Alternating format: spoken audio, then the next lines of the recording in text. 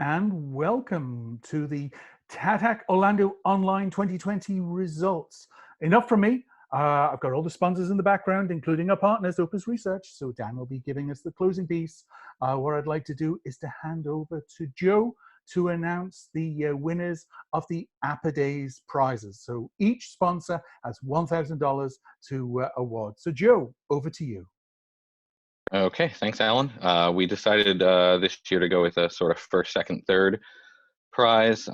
First prize, we decided to go with Team Jarvis Phone Assistant.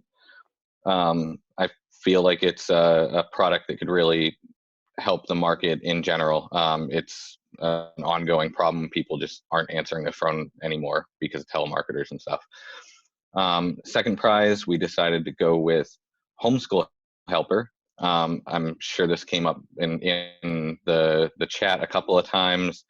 Anyone who's tried to manage even just homeschooling their own children, 2 or 3, know it's kind of a nightmare. And with the current situation, it's even more important that you're able to organize larger groups of people and assignments and make sure everyone sees what's going their way. And as a third prize, I picked TeleQuest, honestly, just because it's so darn cool. And that's my piece. So back to you, Alan. Excellent. Thank you so much, Joe. Okay, moving on to Asterisk. Matt, who are your winners? All right. So there were a lot of really good choices and options and things like that. So it was very difficult to decide how to do this. But I think from our perspective, the Food Finder application by Nick was really, really cool. It had some good voice integration aspects of it. It was very well thought out and is somewhat timely, and I guess you could say, given our current circumstances. So that was kind of our top prize. The second and third, there was a tie for second and third, and so we just broke it even between them. And that was the Node-RED Asterisk integration. That's always neat to see Asterisk being pushed into kind of some of these really cool new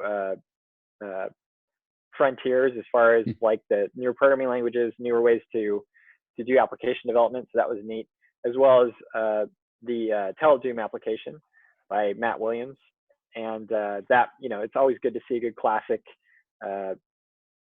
phone controlled video game experience. That's always a fun demo to see. And Doom is obviously is near and dear to my heart as a young person. I did a lot of time in Doomland. So that was kind of how things fell out for us. And thanks again for letting us participate. And thanks for the people that were involved and working hard in this. Excellent. Thank you so much, Matt. Moving on, Adam, would you like to announce the Intelepeer prizes? Sure. So for first place for us, we thought Food Finder was fantastic.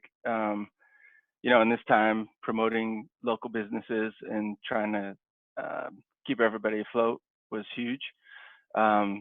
Second, homeschool was also pretty fantastic. And being married to a teacher, I empathize with the teaching aspect.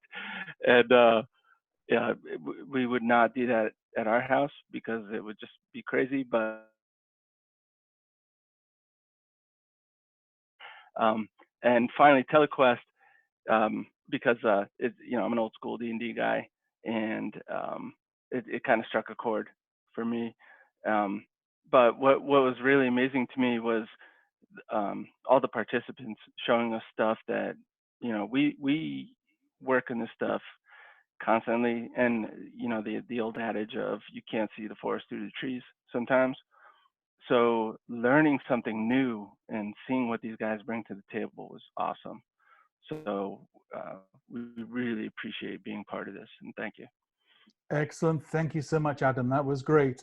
And then moving on, Charles, great to see you. The Simwood prizes. Hi. Well, we've actually chosen one clear winner this year for us with an application which we can see having very real world usage both during COVID-19 situation and actually beyond. They've made extremely good use of a number of our products and APIs, and we found it to be very, very polished at the end, and to be able to do that in such a short period of time, and actually the two guys working remotely from each other, just proves exactly what can be done using the sort of technologies and platforms that we have today. Absolutely. So our $1,000 prize money this year goes to Chad Hart and Dave Horton for their SMB Rescheduler project. That was excellent. Thank you so much, Charles. And then to wrap up, the guy that has been sitting there looking at all the amazing work that people have been doing over the past weekend.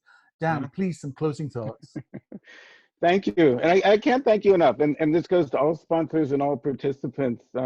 This was a very entertaining afternoon under lock and key here in, I think what they're calling the second Wuhan in New York City. And I love the spirit and the creativity that everybody exhibited. This is my first rodeo, kind of.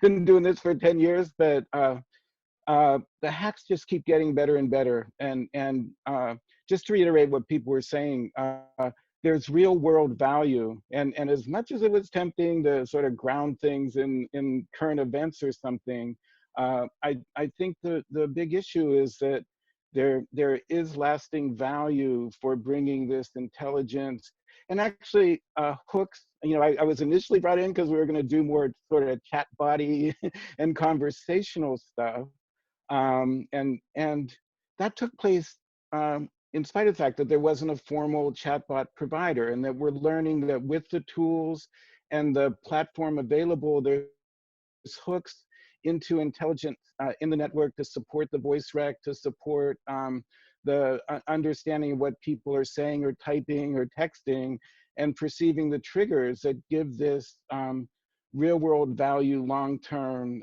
beyond just the contemporary challenges. So you all deserve a lot of credit. Alan, thanks for bringing this together. Sponsors, good on you. Excellent. Thank you so much, Dan. And I hope we'll see everybody at TADHack Global in October, which I think, given the current situation, will most probably be an online event in many locations. But hey, we've shown it works. Again, thank you so much for all your help and support, and see you in October. Bye-bye. Thanks, Alan. Thanks.